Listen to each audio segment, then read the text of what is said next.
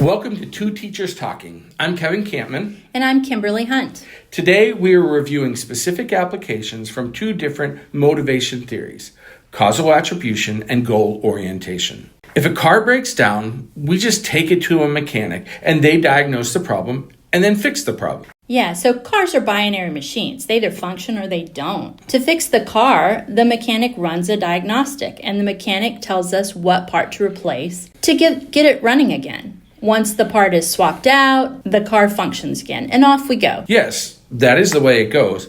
But when we step into the real world of humans and motivation, that's a whole other ballgame. Or is it? Right. What do we do when, it's our students that suddenly stop trying or they freeze up in the middle of class? Yeah, there isn't an error code that goes off for that. It can be frustrating and murky looking into the behavioral landscape of humans. That is what we're going to dive into today. Glad to be here talking with you, Kevin. For those of you who are here to learn about some motivational theories, you found the right place. We're looking at 4 real-world case applications, right? Yes, 2 are causal attribution applications.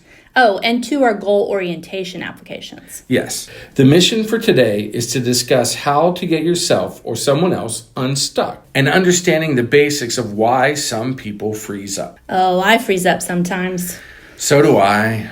We can hotwire or check diagnostics on cars, but what do we do with the human brain? Let's jump into the relatable scenarios. First, we have a young adult who suddenly quit his sales job. He isolates himself and pulls away from his friends. Basically, he just hangs out in his room playing video games all day, not looking for a job or anything. Wow, that triggers instant panic in those parents, or if he has a partner.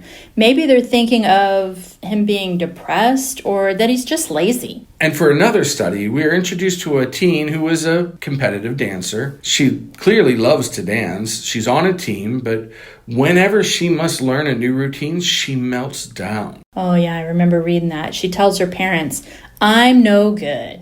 I should be on this team because I'm going to ruin it for everyone else." The typical reflex in both situations is to lecture, but these 2 interventions used in the application process completely bypass the natural reactions of the parents, and they use the causal attribution theory. Causal attribution?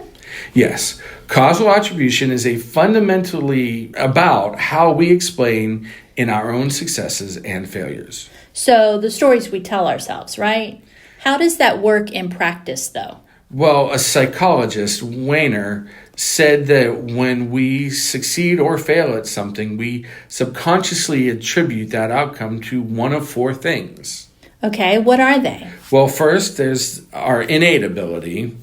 The amount of effort we put in is second. The third is the difficulty of the task itself. And finally, just plain old luck. So for the application with the guy playing video games, hiding in his room, he is literally hiding from his perceived failure. Yes. His baseline excuse was, "I'm not good at sales." Wow. So that one sentence reveals the entire attributional framework. Well, to really understand why he is stuck, we must look at the dimensions of that excuse. What do you mean by dimensions? When he says that he's not good at sales, that's an internal attribution. He is saying the flaw is inside him, and he views it as stable and uncontrollable. Oh, stable and uncontrollable? So he thinks there's nothing he can do about not being good at sales. Like he was born with a defective ability to be a salesman, which to him must be pointless to apply for another sales job, right? And if he did, that it's just like signing up for more frustration. Right. He also blames his boss for outsourcing work. So if I'm looking at the chart correctly, he shifted from an internal, uncontrollable trait to an external, uncontrollable factor. Yes. In both situations, he took the blame away from himself. The dancer did the exact same thing, didn't she? Yes. She blamed her innate ability also, crying, "I'm no good," at her lack of perfection. That's an internal stable or an unchangeable flaw. Okay, so I guess those actions protect the ego, but can paralyze you in the long run? Absolutely. Hey, let's shift gears and unpack the intervention. Attributional retraining. That's when you force yourself to confront or force others to confront reality. And the key is to shift your focus to the factors that are unstable and controllable. Oh, I see. So basically moving away from the I'm not good at something to the variables in my control. It's like finding the right button to push that starts the engine. Similar to the dancer, the parents didn't just say, "You're an amazing dancer." They looked at the situation using Wehner's criteria. So she does have the ability. She is clearly on the team. Her routines are at an appropriate level, and luck wasn't really a factor. So the missing variable was just her effort outside of class. Yes, that's it. And they bought her a trampoline and helped her get set up with a daily practice routine to help her build her muscles and strength. You see, because her effort was a controllable variable, she could see success and prove to her brain that she could change and that her ability was not fixed. That is a huge success. But what about the gamer guy? Well, his parents didn't force him to get a new sales job. They just asked him a highly strategic question instead. The main question that shifted his paradigm was, what did you learn from the job? That was a great question. Why is that question so effective? Well, it forces a cognitive pivot and shifts the brain from uncontrollable actions to the unstable, controllable reality of his own skills that he is good at doing. So, if I understand correctly, this realization gave him internal locus of control again, so he could believe in himself enough to start thinking about new opportunities for school or for a job. So listeners, the key takeaway here is when you feel stuck, audit your excuses. Don't blame unchangeable, stable things. Hunt for the controllable variables. Right. Find the buttons that will switch your mindset, even if the variable is small. What happens when the task is in front of you looks massive and your brain is afraid of failing to the point you can't start the task? It's the overwhelmed feeling of doom and gloom. Well, that brings us to the goal orientation theory. This next set of applications brings up the psychological phenomenon called performance avoidance. That's where we transition from looking at past attributions to examining our future goal orientations. So the applications introduce us to a nurse who has ADHD with a garage that is packed with boxes. She has been task avoiding for 2 years after moving into this house. 2 years? That's a lot of avoidance. Yeah, it's so messy. There isn't even a path to take out the trash through the side door. Her son has to walk all the way around the house to put the trash in the outside bin. Her primary excuse, she tells her friends, is, "I don't need anything in the garage. Most of it doesn't matter." This is a deeply ingrained avoidance strategy. Well, let's contrast her avoidance with a 15-year-old boy who desperately wants to get his driver's license by his birthday in September. Wow. Different, yet similar. He wants his license badly, but he has absolutely zero structure and spends his day hanging out with friends and sleeping in. So he thinks he will magically absorb the ability to drive a car. Right. So to understand the difference between the nurse's paralysis and a teen's lack of structure, we can look to Dr. Brett Jones' concepts of goal orientation. Okay, break that down for us. So we're looking at the fundamental difference between a performance orientation and a mastery orientation.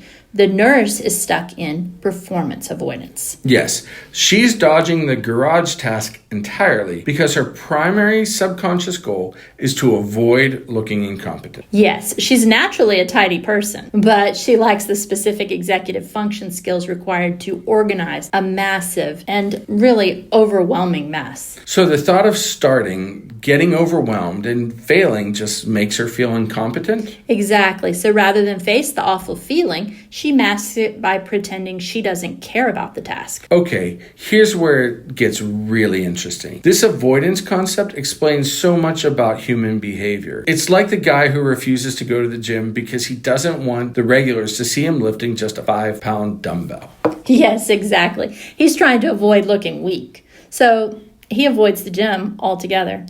Now, the orientation of the teen's view is different and is called a mastery approach, where he really wants to learn the complexity of the skills required to drive a car because he truly values the independence it'll bring him.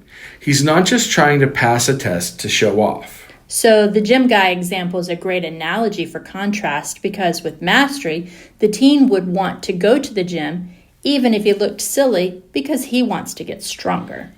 Yeah, and the sources back this up because researchers like Chang show in the 2023 study, adopting a mastery approach is neurologically transformative. It lowers the stakes of failure. When your orientation is mastery, you believe your intelligence and ability are adjustable. You accept that you will be bad when you start, but that through hard work, your ability will grow. That completely disarms the idea of looking foolish. It does allow you to focus on improving rather than protecting your ego.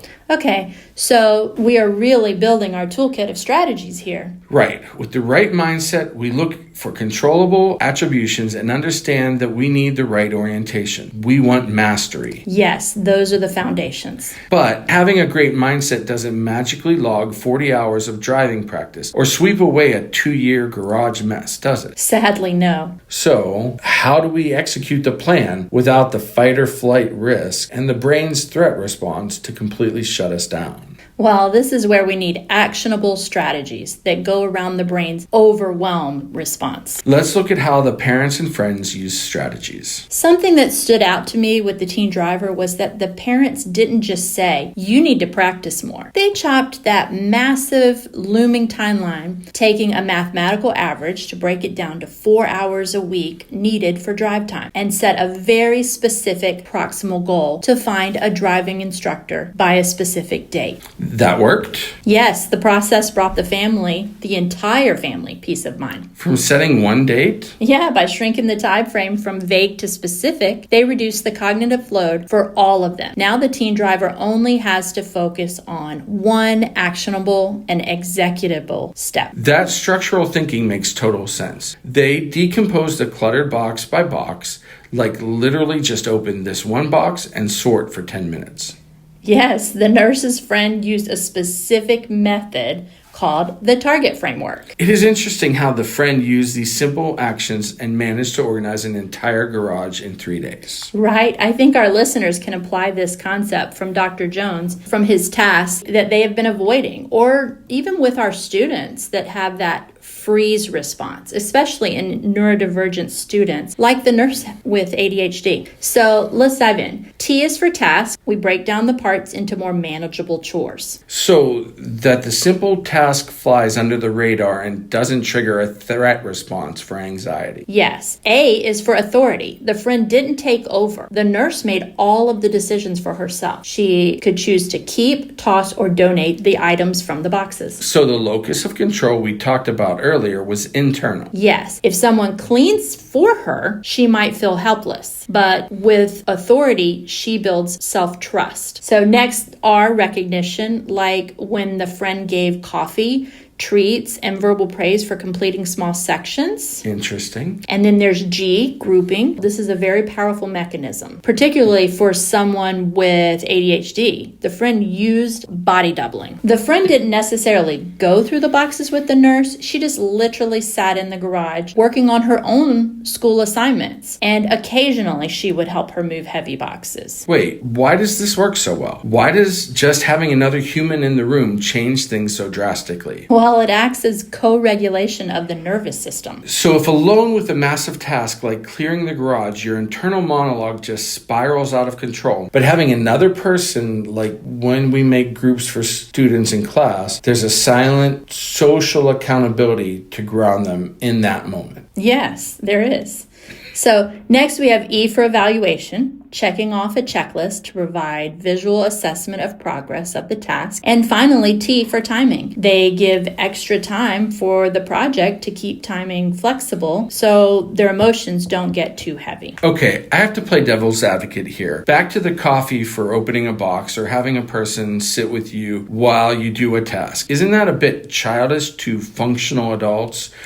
Do they really need gold stars for basic tasks? Hey, that's a fair pushback. But we must separate moral judgment from neurological realities here. Okay, I'm listening. Yang and Montgomery in a 2011 study cited in the application study, they discussed this concept of praxis. Oh, the actual physical behavioral implication of knowledge. Right. Knowing the garage needs to be cleaned is easy. The doing of it is hard, especially if dealing with anxiety or task paralysis. Basically, the brain's fear center is hijacking hijacked. So they aren't just being lazy. Their brain is setting up a roadblock so they don't look or feel inept. Yes, exactly. Those treats or rewards and checklists aren't about maturity at all. They're hacks for the brain with immediate dopamine loops bypassing the fear. So little wins help build self-efficacy. Yes, self-efficacy, the belief in your own capability to execute a task. So the proof is the guidance empowered her to realize she was capable to declutter on her own long term. Right. She even started working in other areas of the house and transitioned from fear of looking bad to knowing she could clear areas without help. Those micro wins rewired her link to cleaning. So what does this mean for our listeners? Whether you're looking at a massive project, trying to learn a new skill, or maybe motivating a kid who seems hopelessly stuck, remember, motivation is not a fixed personality trait. You aren't born lazy or driven. Motivation is a process. It's a tool to diagnose and change mindsets. So let's do a quick recap of our discussion today. 1. Audit your causal attributes if you are giving excuses.